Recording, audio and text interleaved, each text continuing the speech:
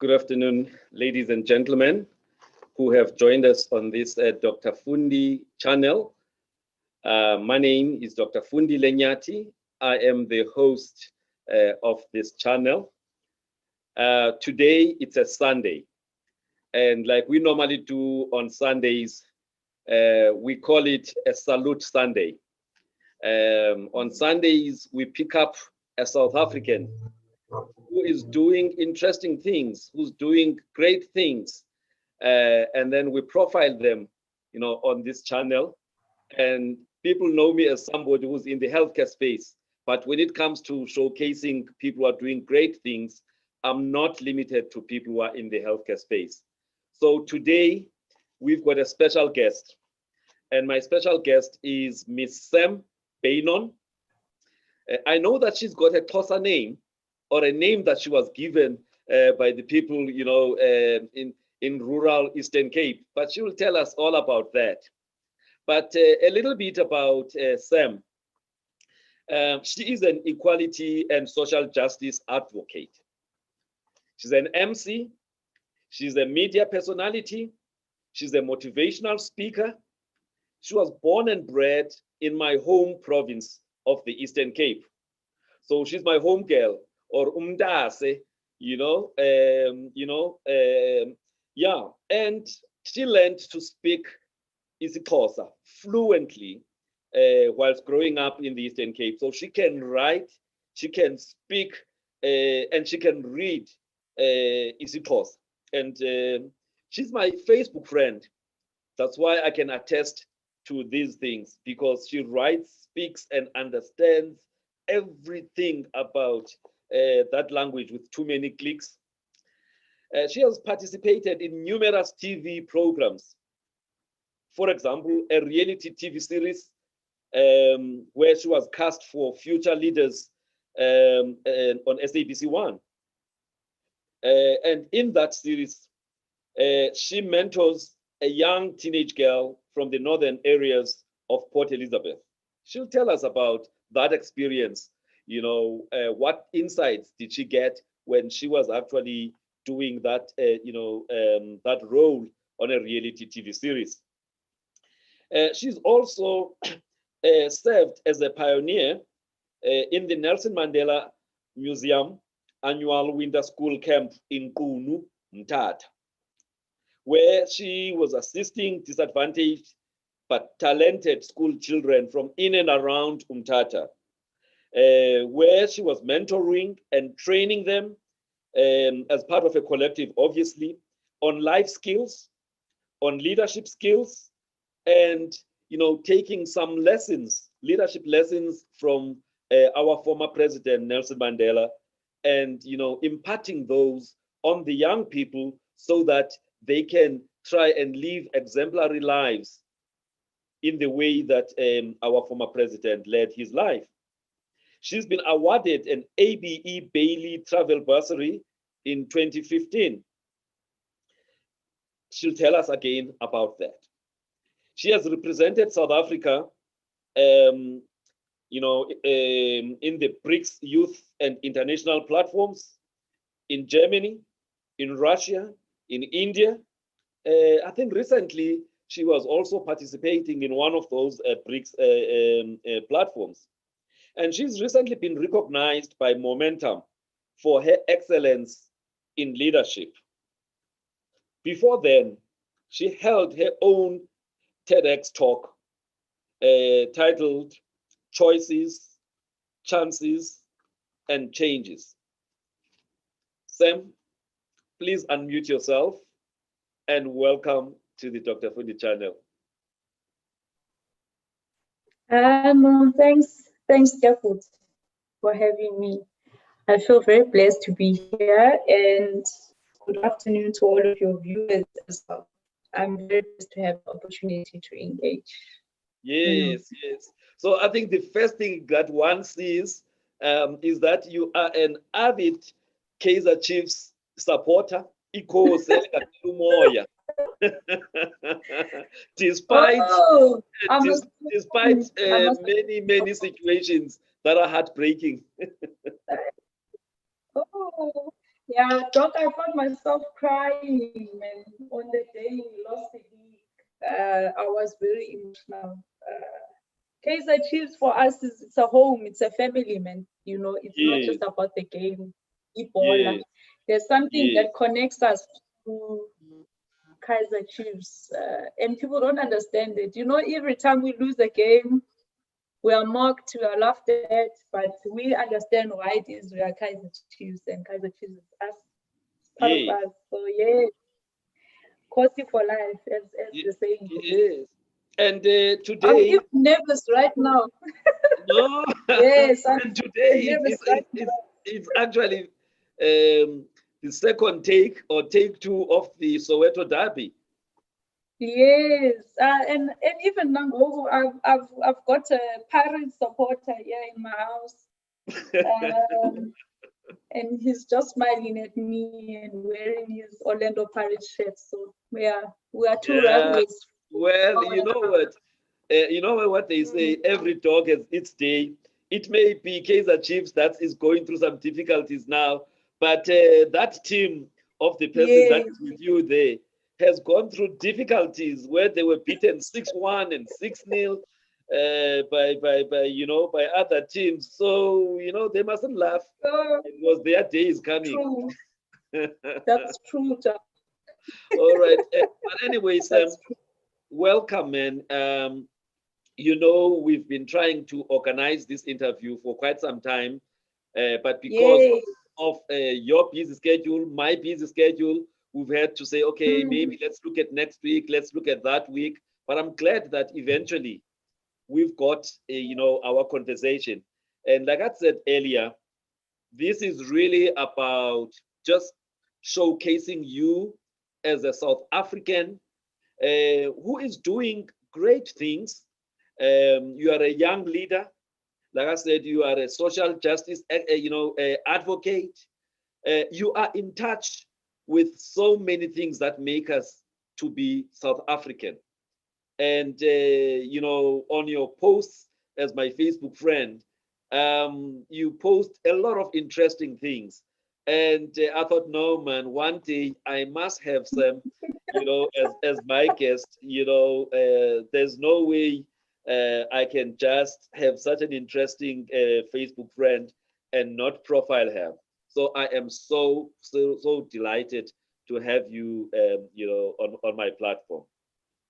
So, just to kickstart the discussion, um, I mentioned that I think I've come across somewhere where you were given a Xhosa name, right?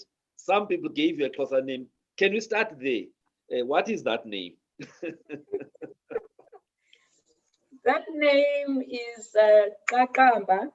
Yes, Kakamba, I suppose, can be defined in two ways. It can mean to somewhat be in pain, yeah, but I prefer to take on the second meaning of to shine. Yeah. yes, So you shine in a bright way. You're yeah. I guess that's in a literal sense. I think language is very interesting in that it's nuanced, yeah, and in context it can be of significance or meaning in different ways. yes, But I was taught that the way or the interpretation rather that I should take on is that of to shine, to be a yes. light No, that shines. the reason Yeah. why you are here is because you are shining. We are, Yes. is we are kakamba, not the Yes. kakamba from meaning you are a pain. You are not a pain. You Yes. are actually, the light. I Uh, hope not. Yeah. you shining so bright I, when we are, I suppose when you are I in am your, a pain in some corners, yes, yeah, no, but but we'll talk about that. Yeah. yes, yeah, all right. But anyway, um, you were born and grew up in the Eastern Cape. Can you just share with us a little bit about what kind of environment or family did you grow up in? Are you a last born, middle child, firstborn? Were you spoiled? Just a sense of the kind of your child or family that you came from. Mm. Well, Doc, that is a very interesting question. In the context that I am a white South African who was, of course, born white with two white parents. But because one of them passed away when I was quite young, I had to move away from that home to another home. And in that second home, I was somewhat raised by, of course, white folk, but was also surrounded by people of color. Because that second home is located in more what we call rural Eastern Cape, and not necessarily in cities or towns in a more urbanized environment. So I will start with the first home. I was born to a Peter and an Ellison, and Peter Yena was married prior to marrying Ellison, and so I do have, I guess in English liberal terms, half sisters and brothers. But in my own immediate space, I am the youngest. And I'm the youngest to brothers, an older brother, firstborn, who is Sean, and then a second brother who is Andrew, but is referred to with the last three letters of our surname, which is Beynon. So that last three letters would be Non. He's referred to as Non. So that was my immediate environment. I then moved to a second environment where I was raised by Umalume, which is my mother's brother, and so my uncle. And for me, I guess because that transition happened at a very young age, Doc, for me, Umalume, Tata, I don't even refer to him as Umalume, I refer to him as Utata, because I guess I don't see the role of a father only in terms of blood and the fact that he created and all of that, but rather in terms of the act of actually raising umntana. And then in addition, I also had a father figure in Nkosi, who sadly passed away at the beginning of this year. That is Nkosi Zanomthetho from Mqekwezeni, small village in Kunu. Sadly, he passed away at the beginning of this year, but he in turn also somewhat raised me and mentored me. And so, for me, the construct or institution of family, let me put it like that, is not, in typical terms, how we are taught family is. For me, family is much broader in context, and I guess even practically in the way that I was raised. I was raised by a community, by a village. So that's a brief introduction. Complex, but, also straightforward. But from what you've just told me now, there's very important things there that you just shared. I think the first one is the fact that you are a true product of the old adage that says, it takes a village to actually mold and grow a child.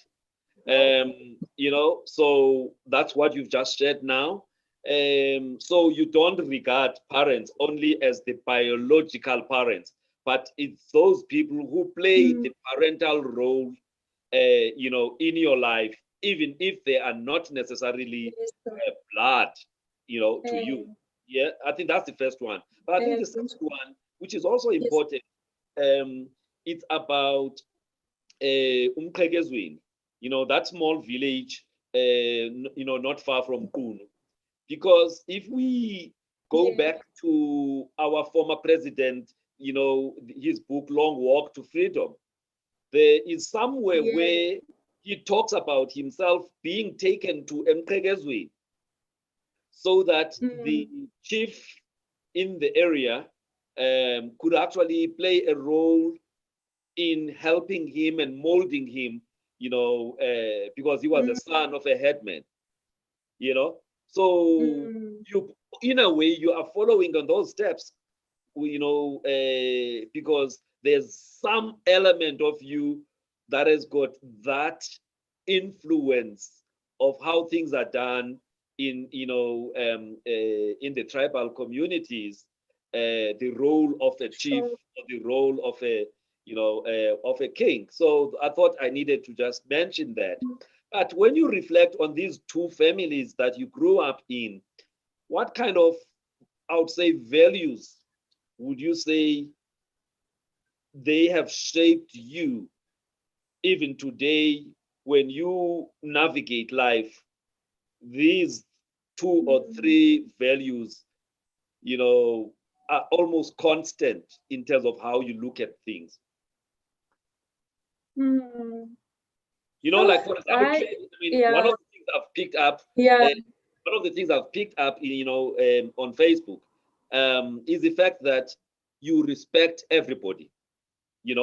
It's not just somebody who's a doctor there, and it seems to me that you have that sense of, ubuntu, and you've actually said in one of your posts, umuntu ngumntu ngabantu and ungumntu nawe. And I mean, that's one of the values that make us South Africans. So I think, Doc, I think the beauty of being raised in different homes, because in as much as being raised in different homes presents certain challenges, there are also advantages. And I think one of them is what you've raised now about what you learn and what you take away from those different lived experiences. But I would say that with the first one, with Umama, my late mother, God bless her soul, was a nurse. And I do know that, there is both a positive perception about nurses in South Africa, and there's also a negative one based on people's different lived experiences within the healthcare system. And I also acknowledge the challenges that many of our nurses are facing, particularly in public hospitals, particularly in rural areas. It's another discussion we can go into. But my mother, as the nurse she was a very empathetic and compassionate person. And I think that was the first thing that I took away from my mother was you need to show empathy. And empathy does not mean you pity a person as such. In other words, it does not mean you try and be almost condescending in approach. Because you need to show empathy, but equally empower someone, because there is already value within them that just needs to be, harnessed and nurtured. But before that potential and that value can be harnessed and nurtured and all of that, you need to understand the struggle of that person. And my mother, as a nurse, specialized in dealing with the elderly. And you are talking about elderly folk who many, particularly in the white community, and I don't shy away from talking about race. Whereby children have, I can't say abandoned their parents, because I mean, it's a very difficult decision to make as to, does this person stay with me until, they go into their next life, or do I leave them in a healthcare facility where they can get full attention? But nonetheless, she specialized with them, the elderly, and you're talking about people who feel abandoned. It's not to say they are abandoned. They feel abandoned, they feel lonely, they feel vulnerable. Many of them are wise, in as much as they are old and their bodies might be giving in. They are filled with knowledge and wisdom, and they simply want to be paid, And my mother used to harness to the point whereby an elderly person who might be very ill and close to death would start to show, some form of recovery and rejuvenation, just at the fact that someone had come to them with a sense of empathy and compassion and said to them, you are still of value at 85 years of age, and you still have a contribution to make. So that was the first thing I learned from her. And the second one would be around struggle. My mother struggled. My mother struggled when her partner passed away. My mother struggled because in her time as a woman, in as much as she was white, and we can have a discussion on white privilege, she was still a woman. And apartheid said that women had a more domestic role to play. They did an educational and professional one. And so my mother did not even complete matric doc. My mother completed grade 10 and then went to nursing college and developed the practical skills to a certain degree. And but so you know what? Just on that point though, long time ago, the norm was you finish JC, which is an equivalent of standard 10, or they used to call it junior certificate. And then from there, if somebody is interested in teaching, then they would go to a teacher training college. If they're interested in nursing, then they would go into nursing colleges, which were very efficient, which were very good.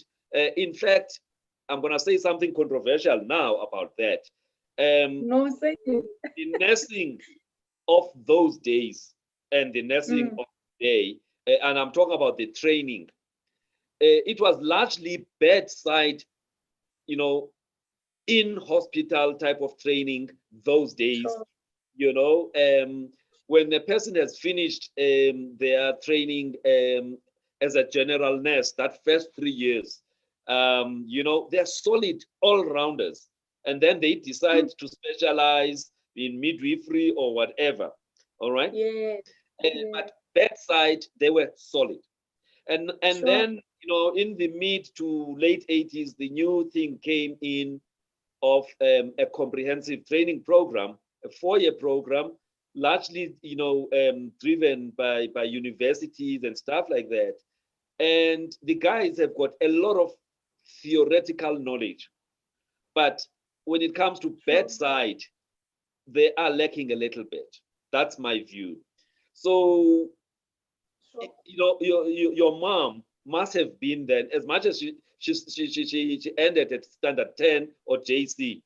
Actually, the training she got was the actual practical skills type of training, which for me, I still value today. But you can continue. So Jehovah, and of course, you are an expert in that fraternity. So I will take your knowledge and soak it up, Doc. But the point was around struggle, and struggle, I think, is a common denominator in South Africa for many groups of people, but in particular, people of color, and in particular, if I take it a step further, women of color. Because of the constructs around race and gender and class to a certain degree. And so my mother, I think, taught me the art of courage and tenacity, that even in struggle, and there were many struggles she faced, she was a good nurse on her good days, and on her bad days, she was also an addict, and I've spoken openly about this. She was an addict.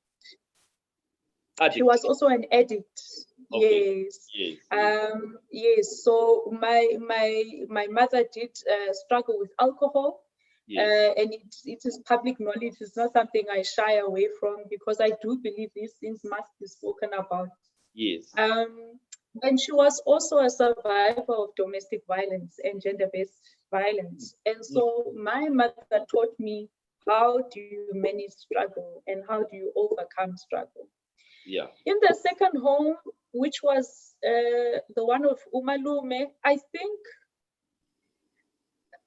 you're very complex. I think it's not so much of a value, but I think from a young age, I learned the beauty of mixed and blended families, the value that can come out of, because many times mixed and blended families are seen as negative entities, entities that are natural.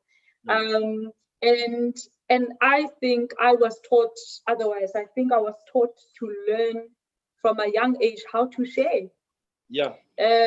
How to share space, how to share resources. Second, my uncle taught me discipline. He taught me discipline, and umalume is a old school traditional at heart. Very loving, very compassionate, but discipline is important. So my uncle would say a lot has happened to you at a young age, and it is not things that children deserve, but it is also not a reason for you to do as you please. It is not an excuse.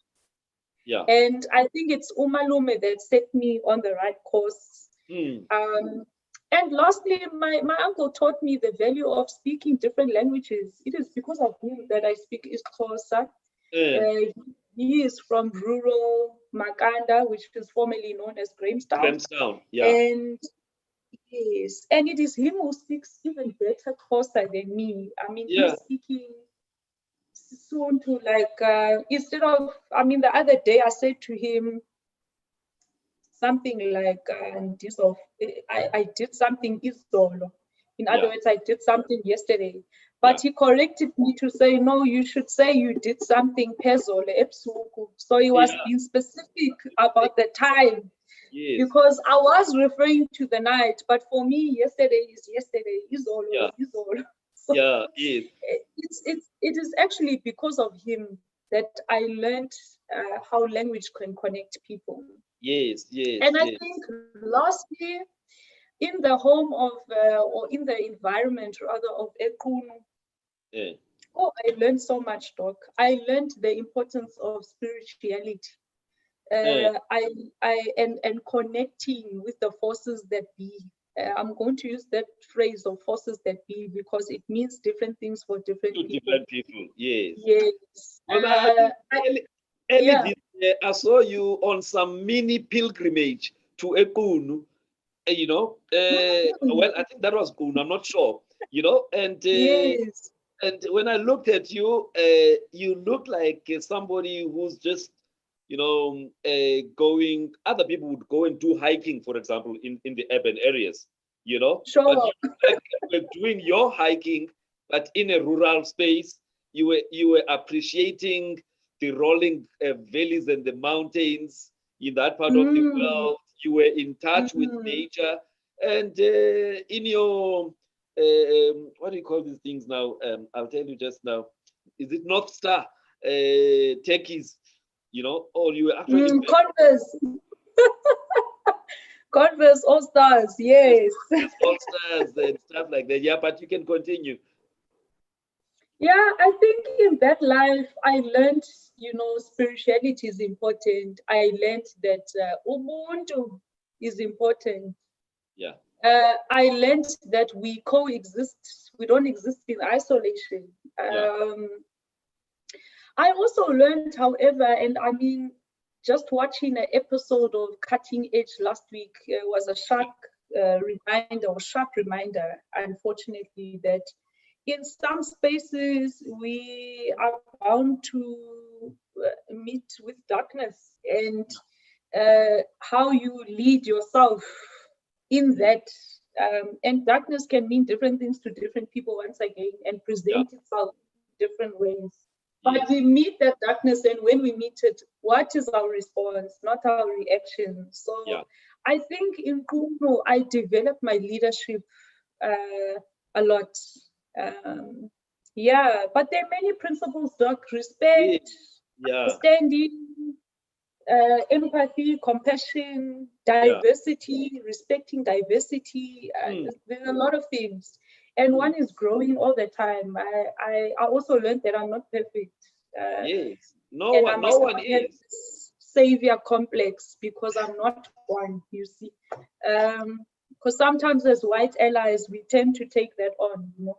Yeah. But this about you know, and be the Joe Slovo of my time.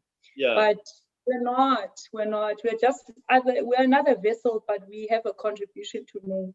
Yes. But it should always be people-centered and not Yes. individualistic. Beautiful. Yeah. But that diverse background in, you know, and influences that have made Usam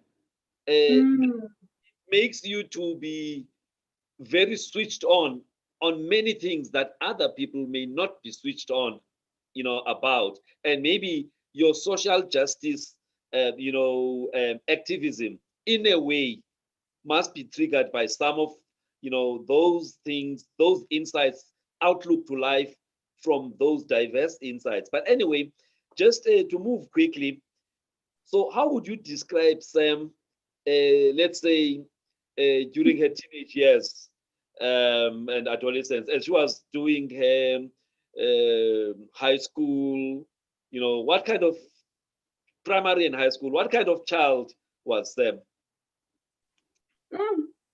I think or you were, you know, in that disciplined environment, you were straight.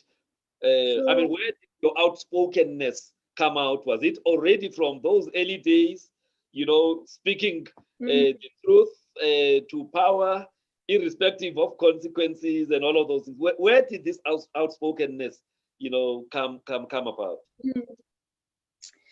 I think, sure, interesting. I think I was quieter in my teenage years.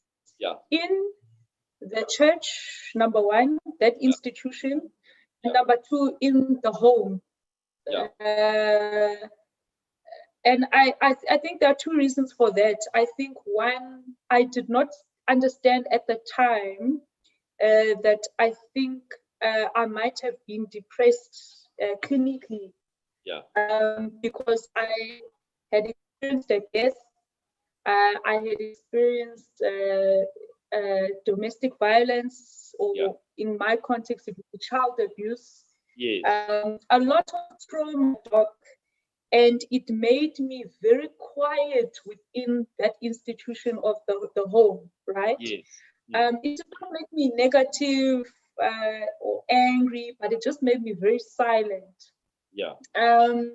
But at the same time, I think because I was also in boarding school, which presents its own dynamics, because you're taken out of the home. Is that collegiate? Yes, I went to collegiate. Yes, and I was in hostel. And I think what is great about hostel is the common ground amongst all boarders is that you are away from home. Yes. You don't have the support system of your immediate family with you, and you don't have the comforts that come with your own personal space and home. You've got to come together as a collective. That is where I learned the art of a collective and the power of a collective was in hostel. And that I think is the environment where my voice came out, because even though I suffered those traumas, I went on to do a lot. You know, I became a prefect. You would have never expected the child that saw a lot of violence to go on to lead. Instead, most people would expect that child to become violent or to become ill-disciplined. Yes. So I think hostel was good in that sense. Tough. In boarding school, you can ask any child, even grown adults, what were their experiences in boarding school. And I think it's starting to come out in public discourse as we see some of these incidents unfortunately unfold.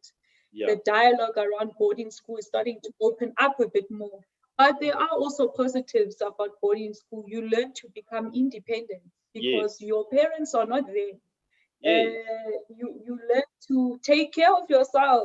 If you don't want to eat now, you won't eat until the next day. You know, there's no umama, umakulu, someone to assist you. You know, if you are late, you are disciplined, but at home you could perhaps negotiate those boundaries, Yeah. So I think boarding school, Doc, is where I developed the voice. Started to come out. And I also started to show signs of leadership as well and activism. I mean, in hostel, I think schools have maybe transformed a little bit now, but boarding school then, early 2000s, it was still strict. It was tough, especially at a Model C school. Yeah. There was a lot of discipline, almost not even, I can't say discipline, there was a lot of, I think politically I would be, politically I would be incorrect to use the term solitary confinement, but it would feel like that. Yeah. Because it was not as open. There was still that style of you do this, you listen, and you do it now. I think now there's more of a conversation, a dialogue. I am the teacher and I'm the matron or whatever, the superintendent, whatever it is. But let's dialogue, let's talk. What do you scholars want? You are saying you want to be free for 2 hours at the swimming pool on a Saturday. Why? Are you aware of these dangers? Yeah. But in my time, it was, no, that's not going to happen. And that was it, you see. And so we would form a collective, somewhat of a coalition, from matrics to grade 8s. Yeah. And say, look, we need to try and transform the space. Yeah. We don't have enough Black hostel prefects. Yeah. They're all white. Yeah. What's going on? Yeah. We don't have enough facilities that accommodate girls who are exploring their sexual identity, that don't conform to LGBTI. This particular gender. Yes, there were lots of things, Doc. We don't have enough dialogue around. Imagine collegiate is a girls-only school, and we don't have enough dialogue around issues of gender-based violence. Is it okay when a boy from the brother school comes over and there's some discomfort that you feel based on a certain behavior and action, but you are almost silenced because you feel embarrassed, ingati, it's your fault, So times then were still not as transformed as they are now. I think now it's still not where it should be, but it's at least opening up. But the point is to say we picked those things up then, and I think it's then that my particular voice, it started to come out. That was my way, I think, of fighting, to say, hey, the personal background and life is not as strong as everyone else's. It's not as peaceful. It's not as complete. It's not as whole. It's been broken down. But in this space, I'm going to conquer. And that will be my form of victory or vindication or whatever. But Miss Lungu was leaving me, but well, it happened. Classes are Baleka Wena, where it's like, it's mother tongue. Then you can imagine some of us where it's a second language. Hey, Jakuba, Doc, Jakuba. Yeah. But anyway, and so you cruised through your matric, you learned what you learned. By the way, what was the brother school of Collegiate? Was it Kingswood or something? What? No, it is Gray High School. Gray High School. Yes. So from time to time, they interact. From time to time, then there will be socials that involve both. Hey. I don't know if you can call them socials. There were things that happened, Doc. Hostel is a whole nother dynamic. Midnight visits outside the gate. But fun memories. Both good schools. Can't complain. No, they are good schools. They are, because in my first 6 years of medical practice, I actually practiced in Port Elizabeth. So I was staying at Water Bay. But my practice, there's a Motherwell and Kwazak. First year I was working for another doctor, so I was in you know, KwaZakhele, New Bright, and Motherwell. Mm. But then Mm. from 92 to 96, then I had my own practices. So I was in Motherwell. And so, yeah, those schools were top schools. And I know that they are still top schools because one of my colleagues, Dr. Povungana, his daughter was actually one of the prefects, you know, I think about a year ago. You know, so I know that those are good schools. So you Sure. got good grounding education Great wise. stuff. Now, but what did you want to be though now as you were in high school and you were starting to think about a career, you know, to say, okay, Mm. I'm in grade 12 or I'm in grade 12 now, I need to start thinking about post-matric, you know, what kind of direction do I want to take? What, you know, what did you want to do? Or what were the possibilities in your Mm. head? And how did you eventually decide, okay, I'm gonna go and do political science studies at NMU? Mm. Mm. I think for me, Doc, I first, if I must be honest, Yeah, I first at the end of matric, and it's amazing how when children suffer trauma, they yeah, grow up a lot faster yeah, in terms of ideas and emotions. And I suppose in matric, I was thinking about survival. How do I survive? yeah, Because I have a working class mother who at times is stable, at other times is not stable. yeah, Um, I also come from a background where there are male figures who enter, uh, who are toxic in character. yeah, Is that an environment? Is it a conducive environment for me to study in? yeah, Do I move and try and make it on my own, or do I go back into that environment? Also, yes. citing the fact that imali ayikho, Uh, because to study is expensive. It costs money to study in South yes, Africa. it is. But you see now, Mm.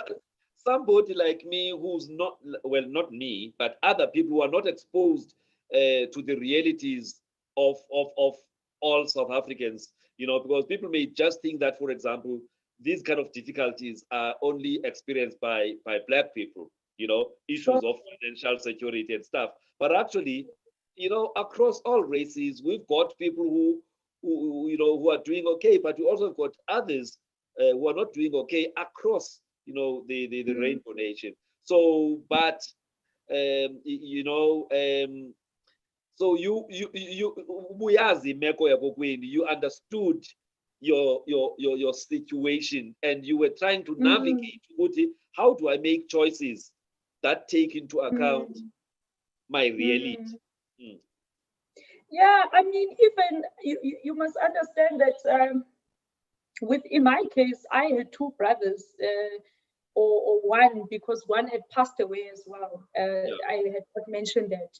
But the middle one, who himself is older than me, did not manage to go to university at that stage yeah, because of the same dynamic. yes, yes, And for us, as you say, those who understand. You have yes, two choices.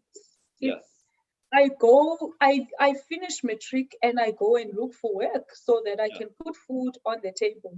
yeah, Or I go and study and know that for the next 3 to 4 years I am going to serve.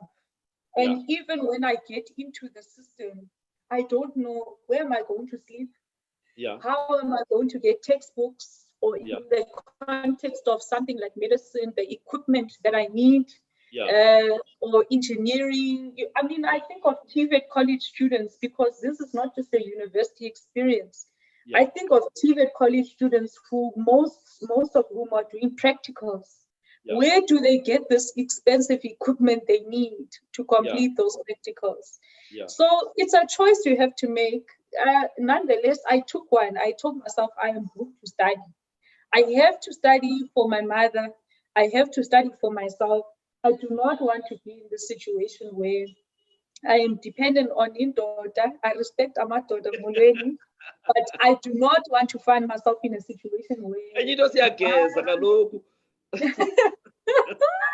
I know, so Tete, we can talk on those issues, but at that time, because of how I had grown up without my own immediate father, Yeah. I saw what my mother went through, and I told myself, that is not my destiny. That case must be broken on my case, so that when I have children one day, that's not even something they must think about.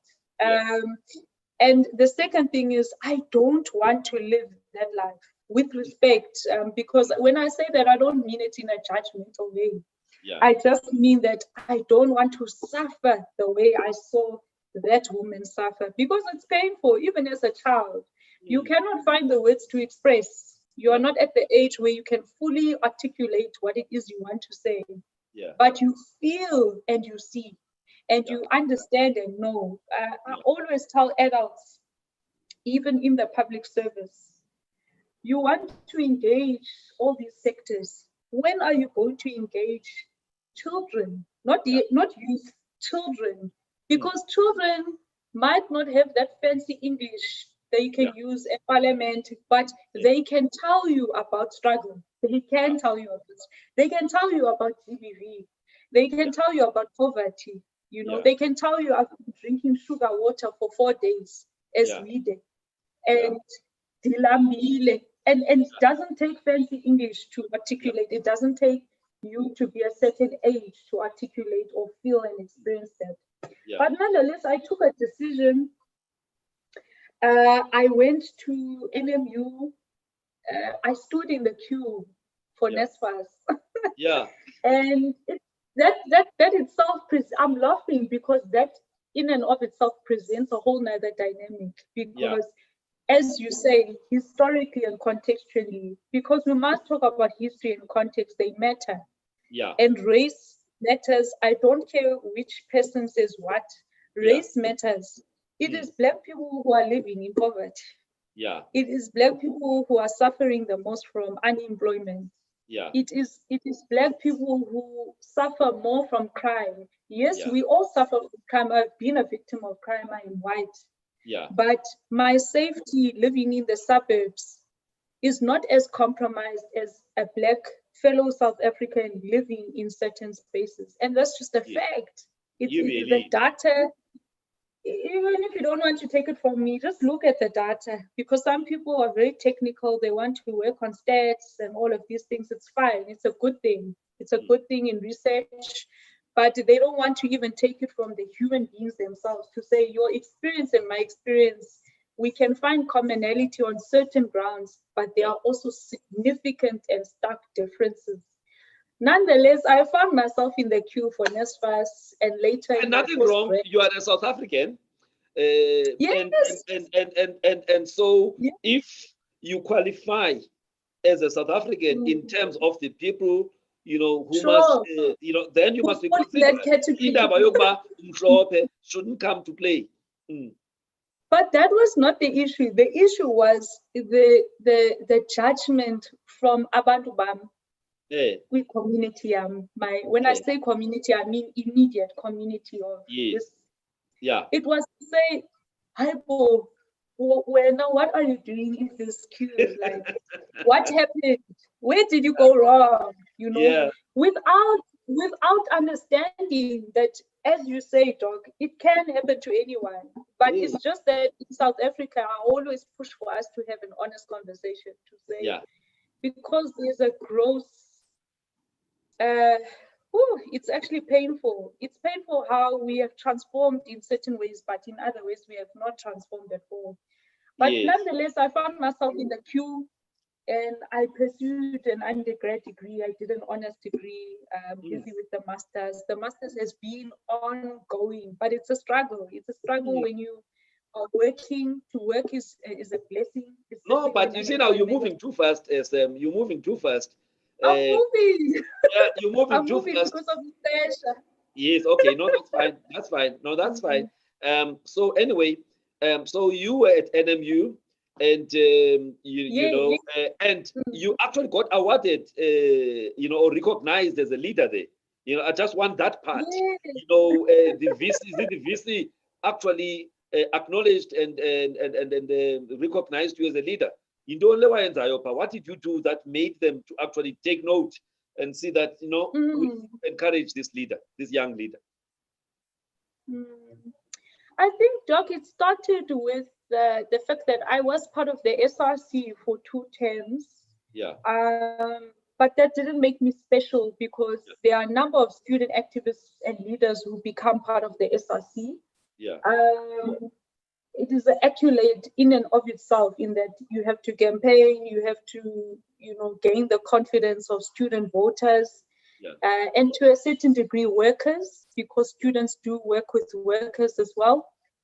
But I think what stood out is in 2014, I went onto that television show of One Day Leader, and I stood in front of the country. I mean, I had never been on TV before. Yeah. I didn't have a desire to be on TV. I am an artsy person, but I don't think it is my core. It's not at my core. It would be a side kind of thing. Because I feel, yes, a side hustle, which I enjoy now. I mean, I love TV, I love radio, but it's not at my core. My core is activism. And I went on to that show, and again, I stood out. I stood out because I was a young white woman on SABC 1, and I many people said, "Ufuna ntoni apha?" Like they don't watch SABC 1, in general, because we must also just confront these, these beliefs and these stereotypes, some of which are true. Yes, some are true, others are not true, but they exist nonetheless. So, ufuna ntoni la? What does this person want? I went to Joburg. I had never been to Joburg before, because that is where the SABC is based. Yeah. And I grew. I went all the way through to the finals. I lost at the finals, but just to be there. You were runner-up, right? Yes, I was runner-up, and I was the only woman left in the top 3, then the top 2.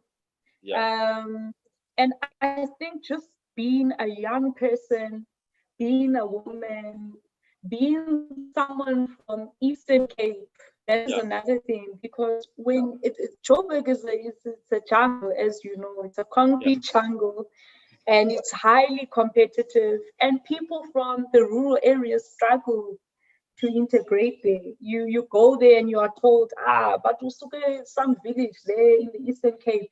What do you know? And even if you come from a city like Ebayo or Emonti, you are still seen as rural.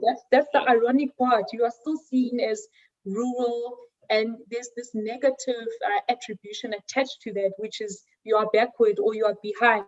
Here in the city of Joburg or here in the city of Cape Town, we are advanced, we are innovative, which is true in some respects. It is, if you talk about infrastructure, you are advanced. We are not. We are still underdeveloped, and we have to have those painful conversations. So I went there, I contested, I gave it my all. And I also, I guess, was controversial to a certain degree, because I was a young white woman. I was 23, and I was talking about how we need to decolonize education.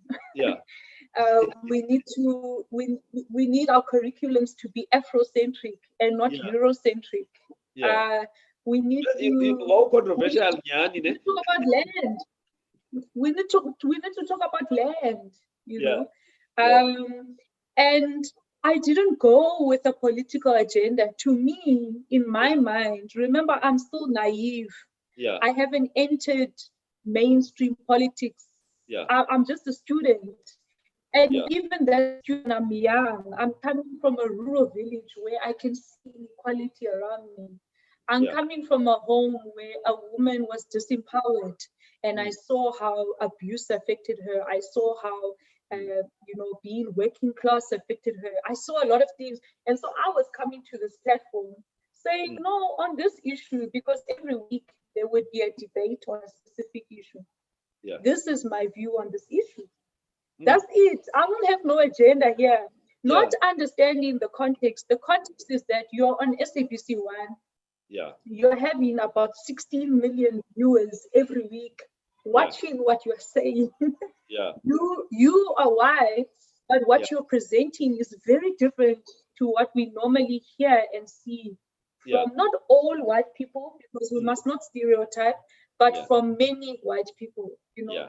very few white people talk about decolonizing education, for example. You know, it's a little bit changed now. I think, Doc, I think there are more people on board. Yeah. But we're talking about 2014. So it's been 6 years and a lot has happened. The country has Yes. moved on certain issues. And So even I think that maybe that is why. I think maybe that's why. Yeah. and, That and, show and had a we've huge experienced the part fees in must it. fall movement in the interim since 2014. We've seen the fees must fall movement that has brought certain realities to the fore, you know, and so some of the things, you know, that were struggles those days but not talked much have now been brought to the fore. Yes. So when you graduated with your BA and honors in political science, I see a picture of yours up as you were wearing your gown on the day. Your hand was up there with a board that says female excellence, hashtag Mbogoto. What was going through? Yeah. No, I wanted to disrupt the space on that day. At the time, Doc, NMU at the time was still NMMU. Yeah. We still had, for those who know the history of the institution, we are coming from, you know, PE, the old UPE and PE Tech. we are coming, yes, which then became integrated.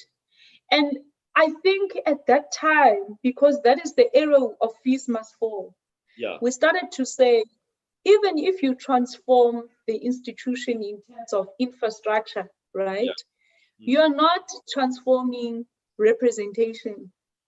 We don't see women in senior executive leadership positions within the institution.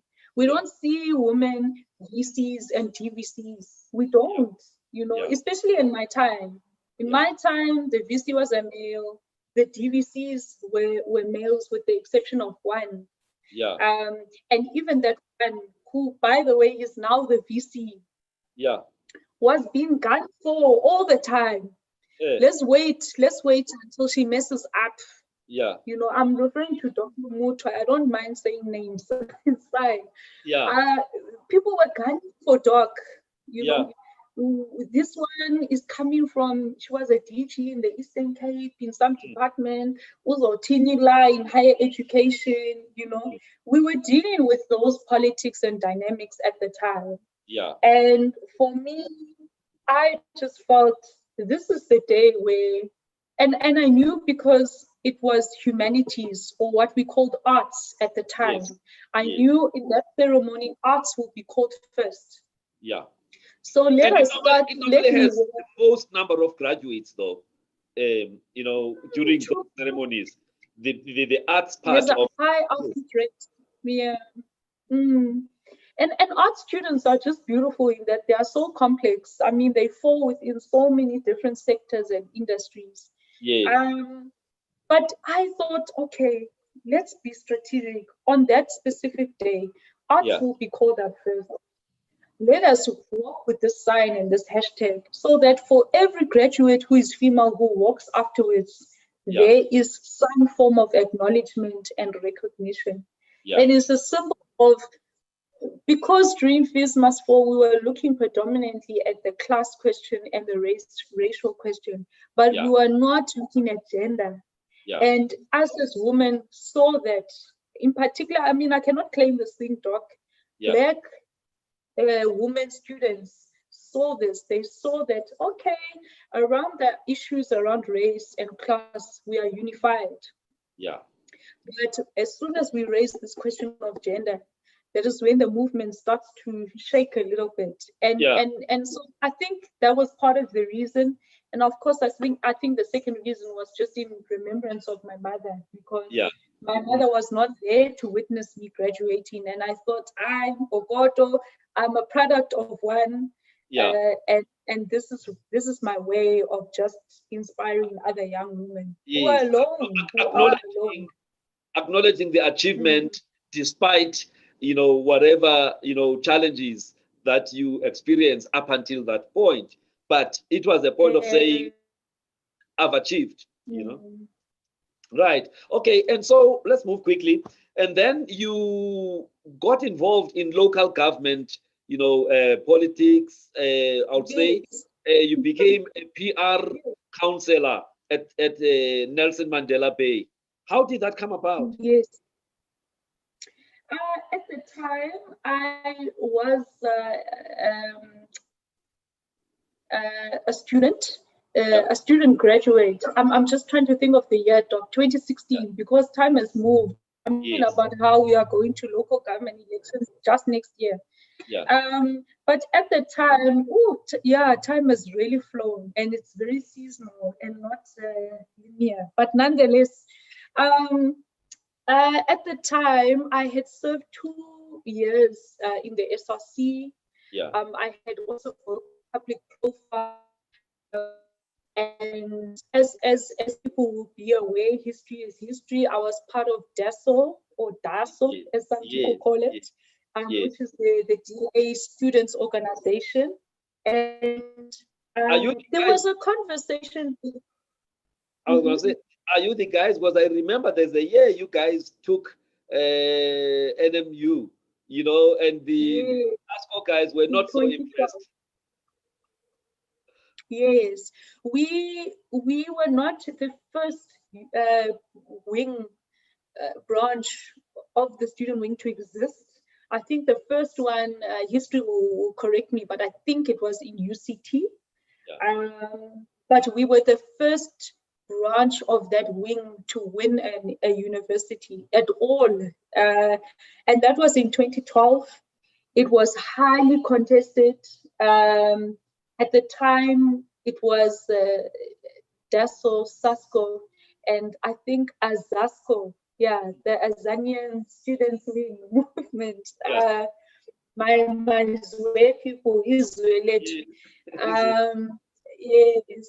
And dynamics were very different then, Doc. We didn't have independence, and now there's systems where students can contest as independents at some institutions. We didn't have the EFF student command at that time.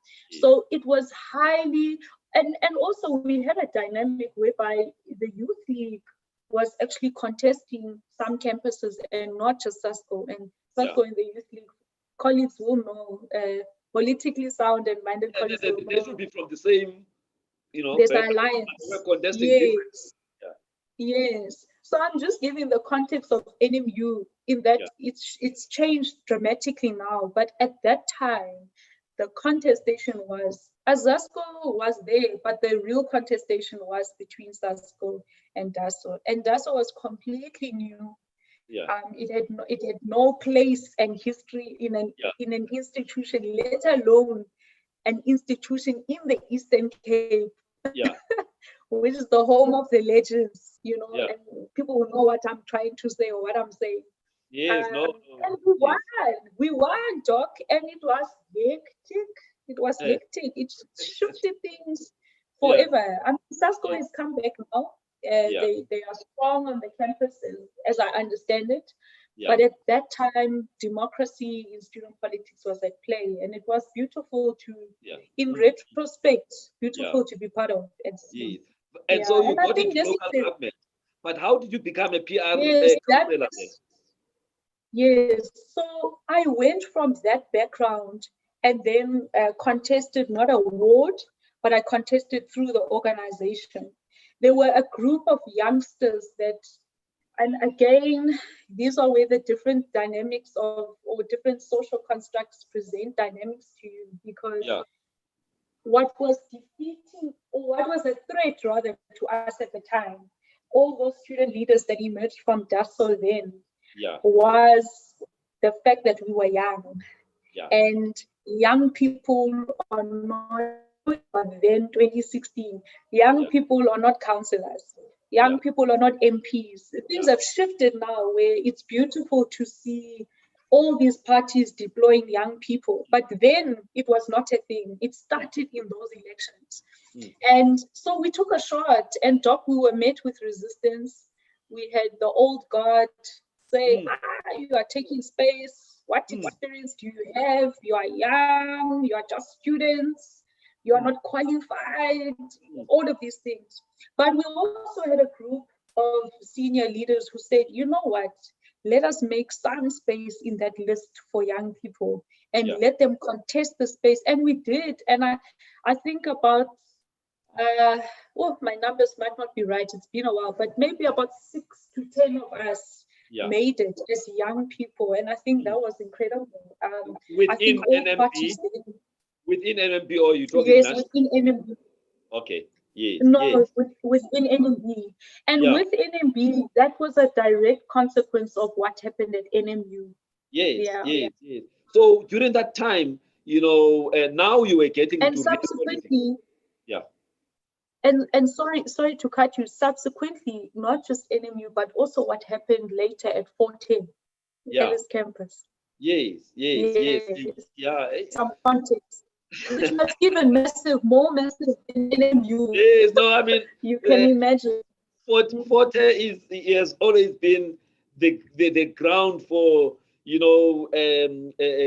black resistance and everything like that. With Mugabe and Mandela and everyone. And you guys, as DASO, to go and take that, I mean, that was the audacity. Yes, that word audacity, I mean, it reminds me of the speech Ska Harris this morning when she actually said the audacity of Biden to actually bring her as a black South Asian, person, into vice presidency. But let's not get derailed. So but anyway, so reflecting on the time as a PR counselor now in real politics, what would you say you learned from being a student activist to now being a politician?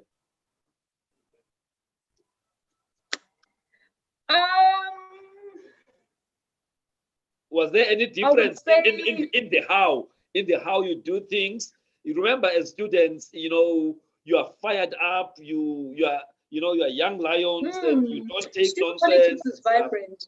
Yeah. One thing I will say, Doc, student politics is vibrant. Student politics is fast-paced. It's fluid.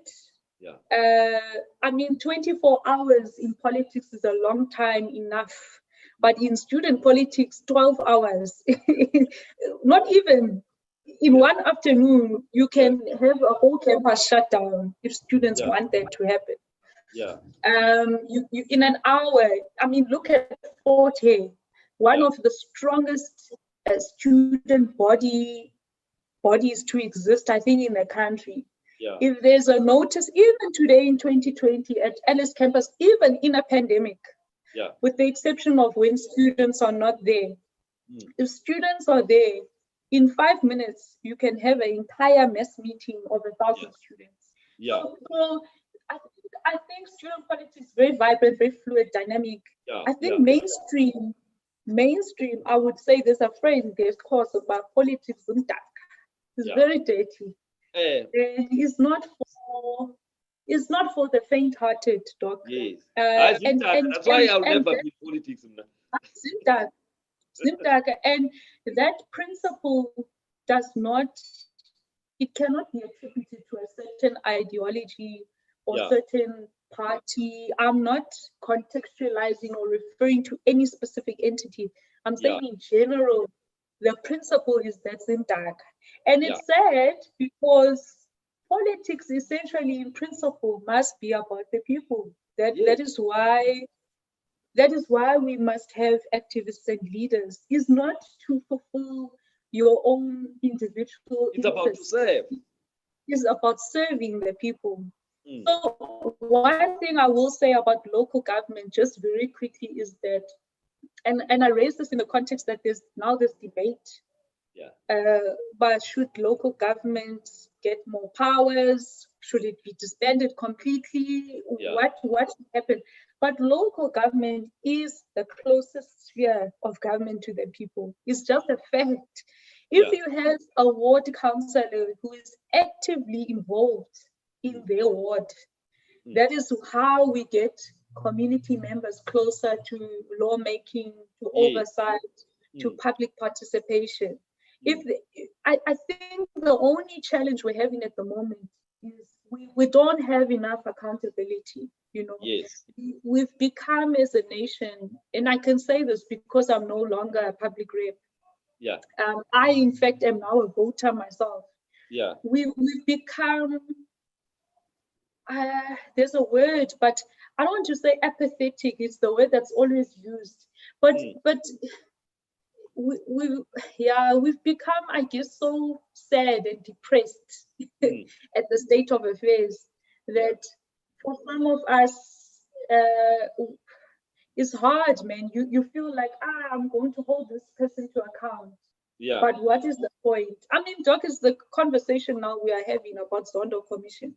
It's Yes. good that these things are coming out, but Mm. what is it going to produce? That's the real test, you know. Mm. And I Mm. think that's what I learned at local government is Yes. that is the space where if citizens are both active, or if both the politicians and citizens are active together, it's where we can see real action take place. Mm. Because it's the closest. Once you're here in Parliament, I know people like to praise Parliament because Yeah. it's your highest, lawmaking space, and Yeah. and it's the one we see on TV, and Mm. it's the one where MPs get a bit of status and public Yeah. profile. And I respect that; it's okay. But the people who are on the ground is the community members and it is the councillors. That's just a Exactly. fact. Yes. It's a fact. All So right. that's what I took away. Yeah. Yes. Yes. All right. And you mentioned that, possibly next year, the next local government elections, and I think it's gonna be very robust. Especially amongst the top three political parties in the country. But let's move from that. Sure. So now you Sure. have moved to the provincial space, no longer local government. So you started at student Yes. politics, you moved to local government. Now Mhm. you are at provincial government space, Mm. working within that environment, managing stakeholders, engaging with various communities and all of that. I've seen you engaging on a Sunday, Okaelicha and places like those. Can you Mm. just tell us what you're doing now? I mean, I'm talking about the role of stakeholder management, but I want us to now focus on a few things as we work towards wrapping up. I want us to now go back to things like, your white privilege that you spoke about, and a few things that I Mm. picked up from your Facebook. Just as a way of Sure. getting your insights. Sure. So I work in stakeholder relations. That's very broad, because you can deal with international actors, you can deal with different spheres of government, which is my passion. I love intergovernmental relations because that's where you see the three spheres come together Yeah. behind a common cause. Mm. So, I mean, you engage sectors, which is women, youth, people with disabilities, workers, business forums, very diverse and very broad. But I think at the core of it is how do you get government to meet with the people? How do you bring the two of them together? Because Yeah. there is this gap. There's a gap where citizens feel like they don't have access to their public reps. Mm. And in turn, public reps are not always, let me not say all public reps, but some public reps are not as in touch. You used that phrase early on, which is very key, are not as in touch with the people and the issues on the ground. So that's at the core of what I'm doing is Mm. bringing those two entities together and involving them in lawmaking. So when we talk about bills that are coming up, do citizens even know which bills Parliament is discussing at the moment? Mm. And there are some critical bills that are affecting all of us at the moment before Parliament, you know. So lawmaking, when you talk about oversight, you had a program last week where we saw the state of schools in the Eastern Cape. How many public reps go to schools and oversight what the progress is on, you know, developing infrastructure, looking at living and learning programs in those schools, looking at mental health and wellness, you know, of learners. It doesn't happen regularly. So that's at the core of stakeholder relations. How do we bring entities with conflicting interests together? And it's not easy, it's complicated. There are so many dynamics and interests to navigate, but it's also beautiful and interesting at the same time. So that is around that. Then a second part of me, I mean, it's known that I have a public profile that I've tried to build, excuse that noise, that I've tried to build over time. And I just believe that with that profile and with the platform that comes with that profile, I have a responsibility as a privileged white South African to talk about certain issues that perhaps some people are not willing to talk about. Or if they're not willing, they're at least absent or tone deaf and feel it. Or they're uncomfortable. And also show others who are actively engaged in those conversations that you're not alone. You know, there are some of us who are willing to come to the table and read CODESA as such, you know, because I think that's at the heart of it. I think people feel like, you know, there was this moment in time in these last 26 years where there were ideas put on the table. We agreed to those ideas, but either one, they've not benefited enough people, or two, they haven't been carried out the way it was promised, you know. And I just believe that if I don't do that, and if not because not just about me, if not enough of us do that, if people like you don't create these platforms on Sundays at 5 o'clock, if not enough of us are doing this, we are going to fall apart. And it's a matter of time. It's a matter of time. And I say this not to instill fear. I say this not because I'm negative or I'm not optimistic. I'm the most optimistic South African you'll find. I love this country. I believe in this country and its people. You'll never find someone like me moving to Australia and say, oh, let them just go to the top. No, we have to come together behind a common purpose. And in doing that, Doc, we have to have very uncomfortable, honest conversations. And I think that's where we're struggling. Some people don't want privilege. They want to say it does not exist. Privilege exists. Because, Doc, if you and I go into the store today, I, who is a little bit younger than you, I suspect you still look good and you look young. But I'm suspecting I'm a little bit younger. I, by the virtue of my color, will get served before you.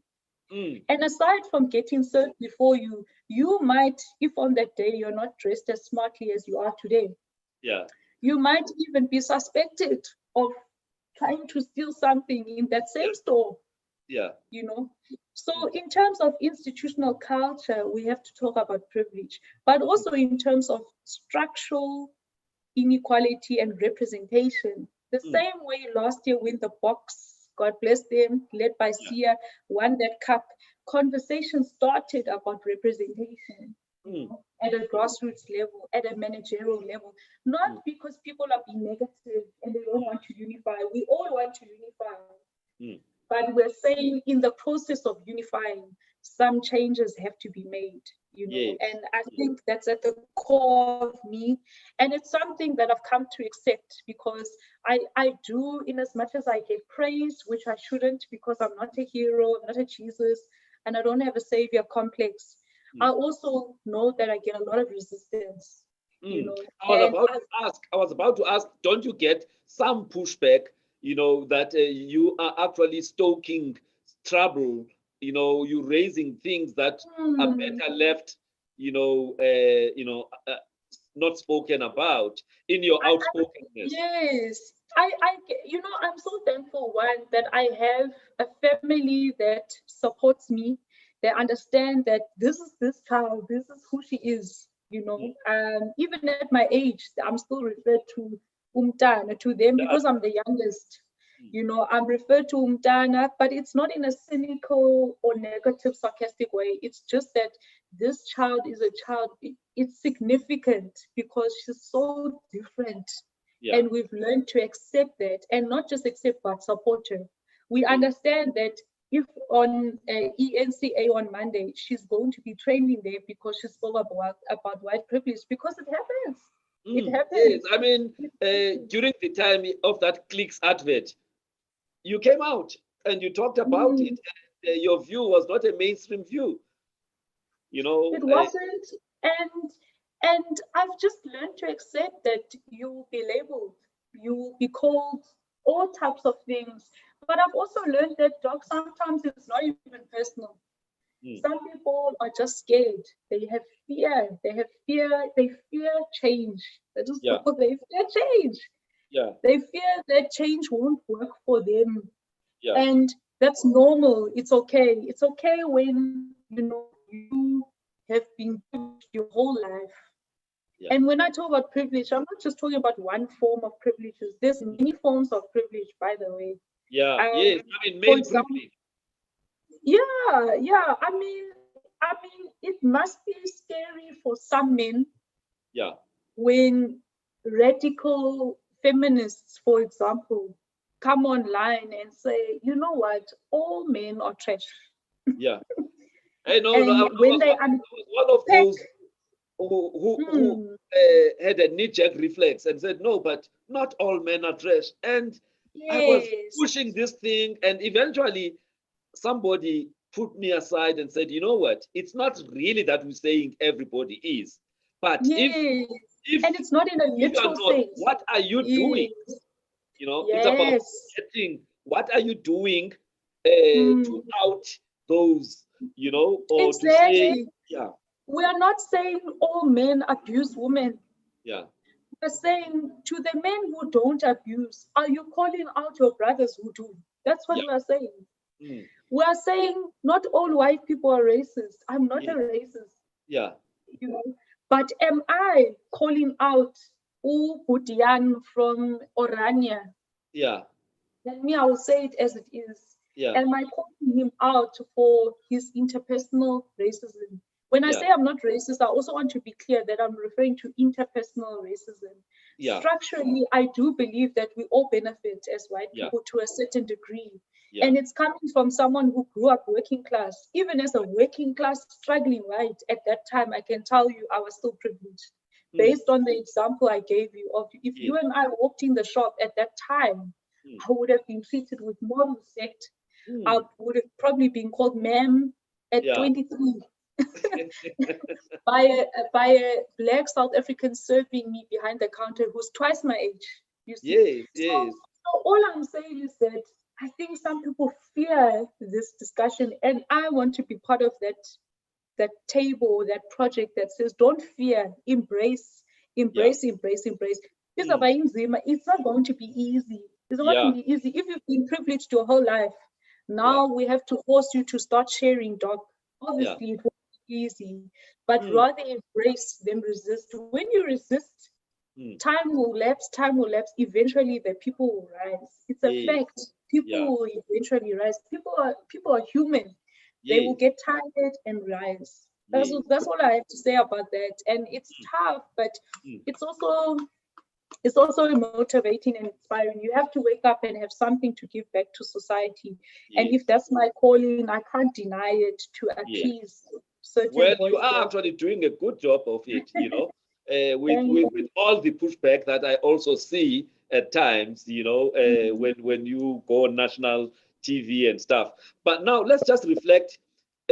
At 3 a.m. this morning, which was 8 p.m. in the US Eastern time, Joe Biden And Kamala Harris, they delivered, they delivered speeches because they are now the president-elect and vice president-elect. And I know that even during the time Mrs. Clinton, you were also behind, her. You were rooting for her. And even this Biden and Kamala Harris, you were also rooting for them. And now, from what happened there, from a social justice point of view now, what are your thoughts? Well, I think two things. I think that one, this is for George Floyd. Yeah. And when I say this is for George Floyd, I don't mean just the individual that is George Floyd, but I mean everything that he represents. Yeah. So what happened to George, and George himself represents the erasure and exclusion of certain groups of people in the US and in the world. What is happening in the US is not happening in isolation. That form and consistent reality of exclusion and erasure is something that happens almost everywhere in the world. And so for me, I think that once you say you have two leaders who are about inclusion, equality, social justice, and one of whom, by the way, is part of a group who has never been represented in the history of US at that level. Get elected, it is a form of vindication and justice for George Floyd and everyone that he represents. So that is people of color, that is women of color, that is people with disabilities, it's the poor, the working class, everyone who feels marginalized could feel represented now. But at the same time, I think that there's a lot of work that needs to be done.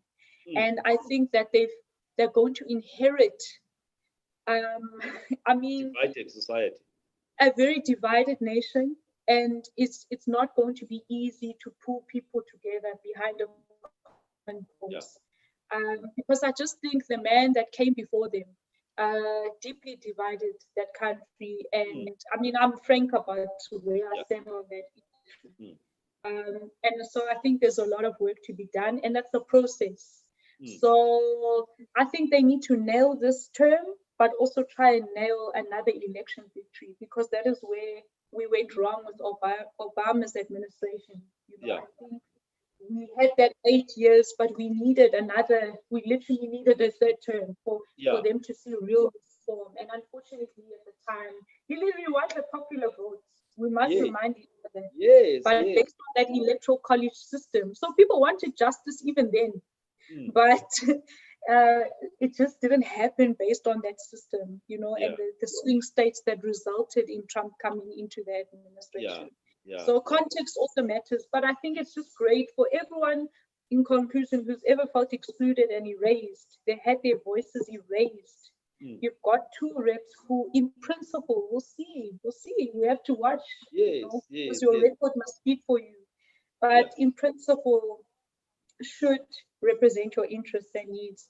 But at the same time, context matters. They've inherited a very deeply divided nation, where far right-wing movements are on the rise, and they've got, therefore, a lot of work to do in dealing with equality.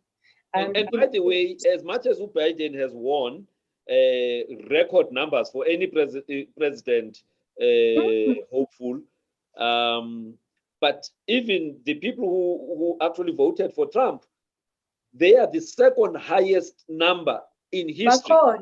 So last 70 million is a lot. So therefore, it's not going to be easy, like you were saying, to now appeal to those 70 million people and actually say to them, you know what we've been feeding you for the last 4 years, what we've been exploiting for the last 4 years. You now need to tone down, and we need to see each other as citizens of the same country. Yes.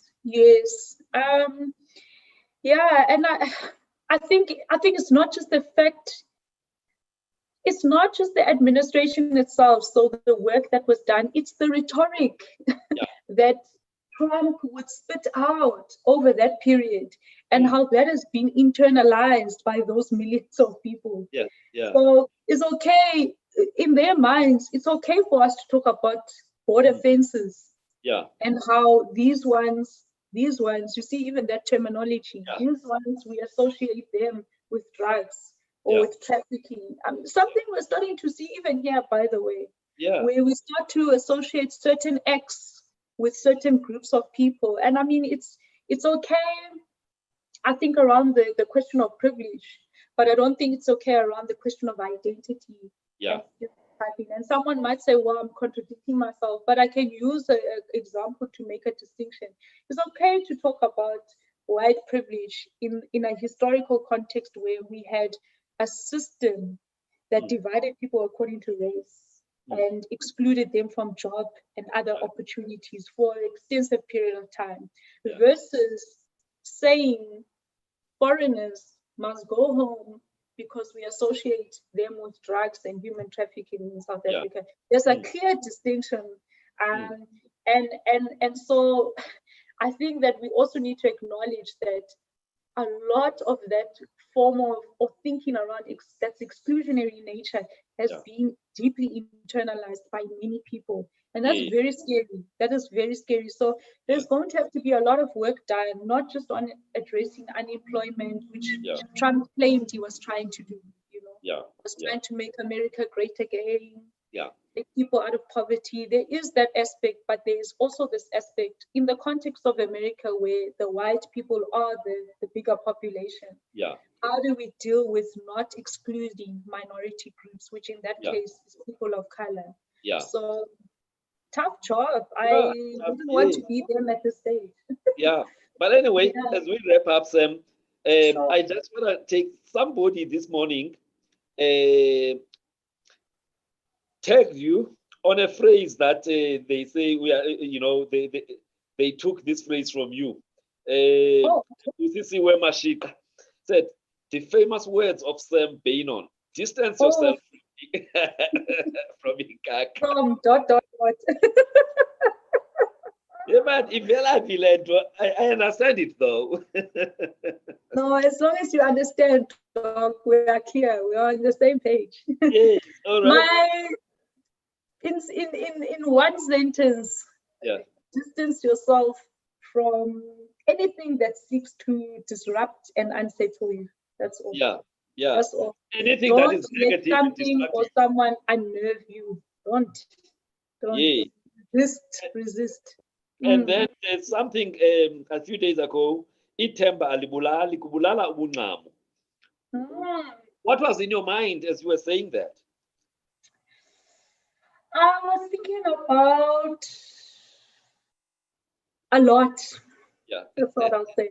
But in essence, you're saying hope and patience, hope and patience. And in the religious space, they would talk about faith and patience being power twins. So in a way, you're saying we need to live in hope, even if things are tough now or whatever challenges. We must hope that tomorrow is going to be better than today, But sometimes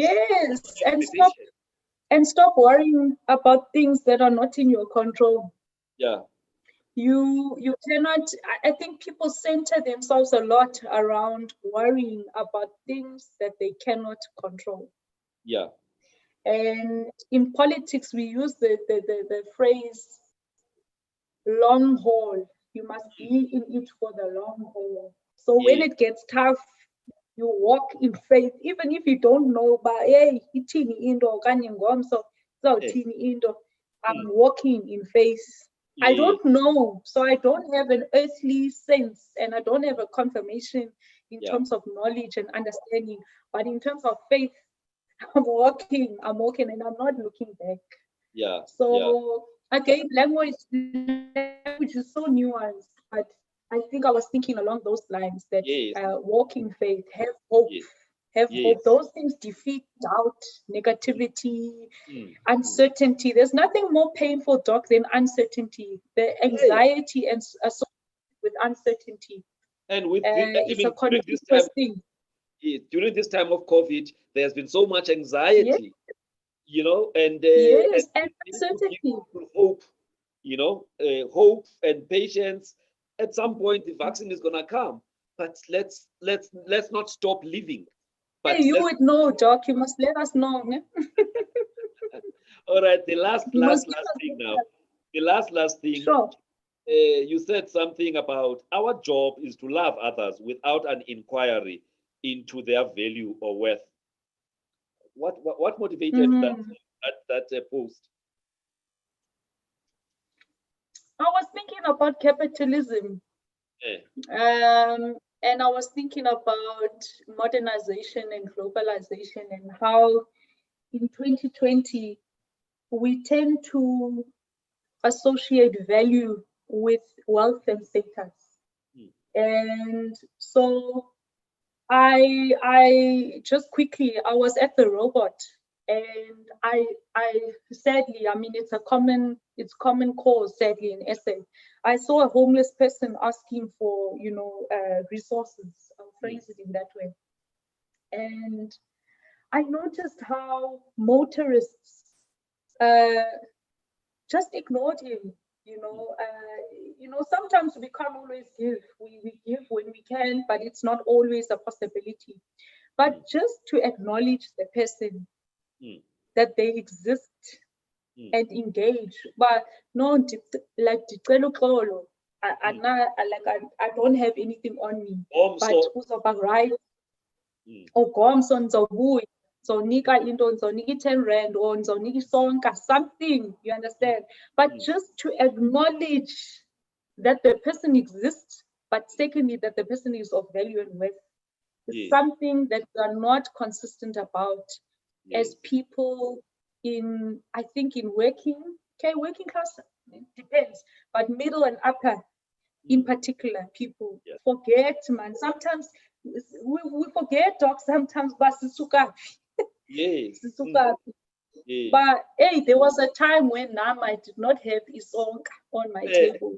eh, This is me eh, 5 years ago. You mm, understand? So I mm, was thinking about how systems and systems of oppression really erase people, but mm, in particular, homeless people. mm, It's mm. like we don't see them. They are invisible. And I think that is incredibly painful. And I think we are all in some way or another complicit.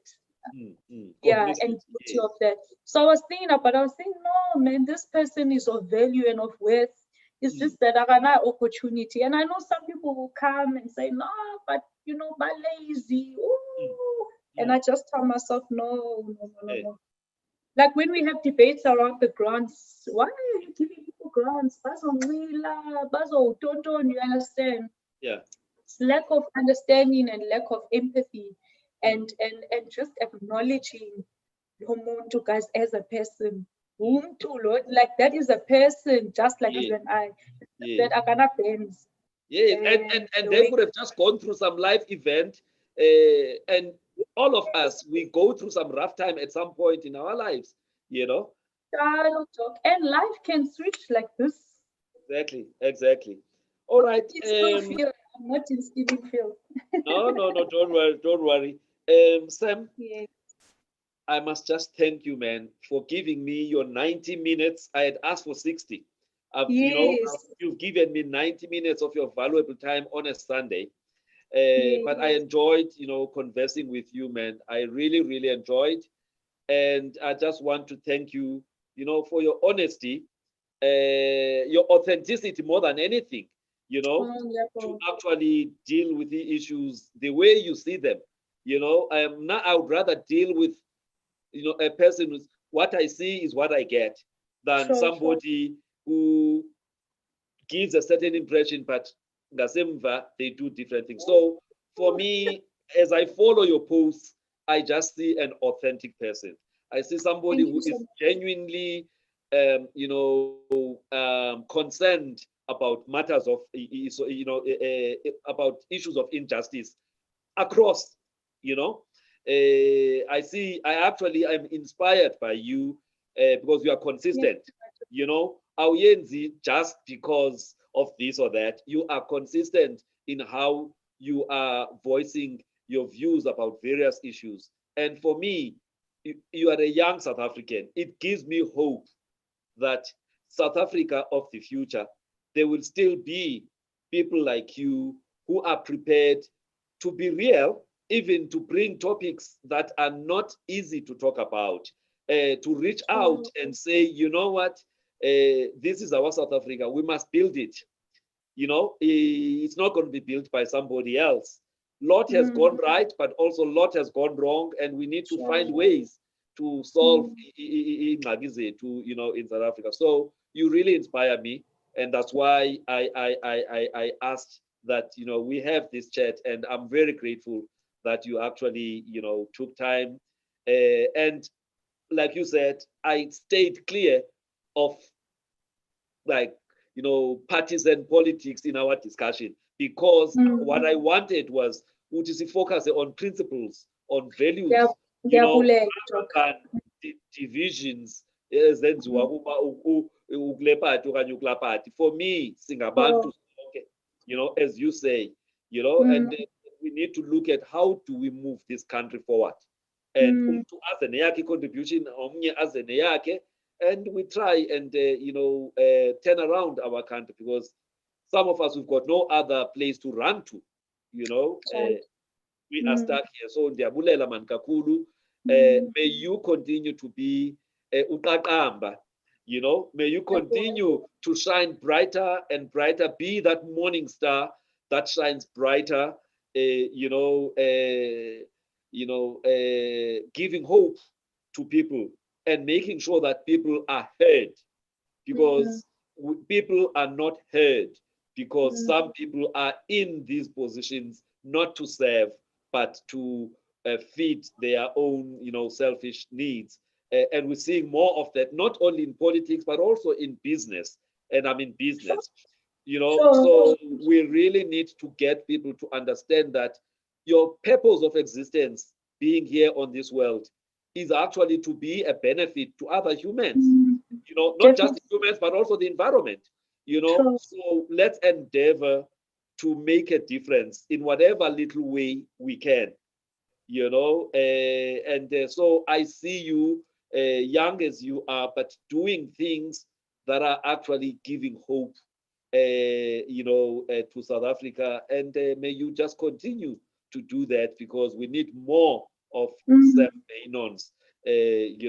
Sometimes the life experiences that we have,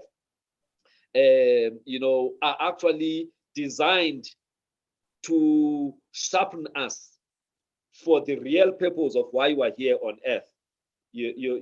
So yes, stuff happened with mom, stuff happened with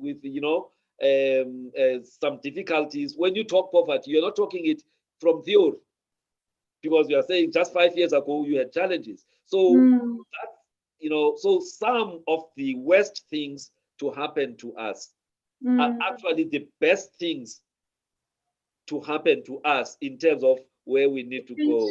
So honestly, I just want to say thank you very much. I enjoyed. Maybe you should become Fundi. Well, you never know. You never know.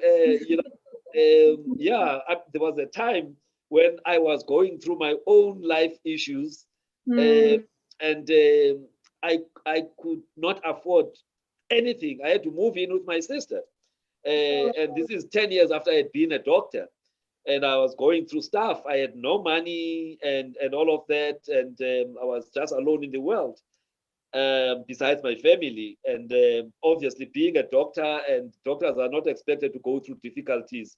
Yes. I did not share with my family what I was going through, but that tough time I went through, 98, 99, 2000, actually is the best thing that will ever happen to me 20 years later. Had I not gone through what I went through, I wouldn't be where I am, and understanding that what I have is not for me. What I've got access to is to actually make a difference to other people. And so for me, that's why I'm saying to you, look positively at the negatives. Yes. And let's continue to preach positivity in this country. And thank you very much. Continue doing Thank you so much. Yeah, Bong. Thanks, Doc. Thank you. They haven't given you a clan name as yet. But the Mumfel. Mamfen. Jambas. Jambas. Hayi ke Mamfen, ndiyabulela kakhulu man. Thank you very much. Okay.